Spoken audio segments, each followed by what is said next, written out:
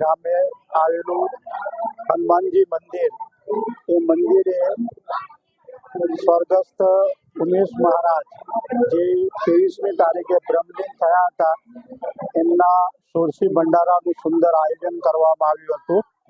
લગભગ સવારે 9 વાગે આ કાર્યક્રમની શરૂઆત થઈ હતી. સવારે 9 વાગે આ મંદિર સંકુલમાં મારુતિ યજ્ઞ અને રામદેવજી મહારાજના પાઠનું પણ આયોજન કરવામાં આવ્યું હતું. બીજું કે આજુબાજુના વિસ્તારના અનેક સાધુ સંતો આ કાર્યક્રમમાં હાજર રહ્યા હતા અને ભંડારા પછી સાધુ સંતોને 16 પ્રકારની ચીજવસ્તુઓ ભેટ આપવામાં આવી હતી. મુખ્ય અતિથિ વિશેષ તરીકે અને સ્વર્ગસ્થ ઉમેશ મહારાજના ગુરુ શ્રી ધનગીરી બાપુ હાજર રહ્યા હતા અને એમણે પણ તમામ લોકોને આશીર્વચન આપ્યા હતા.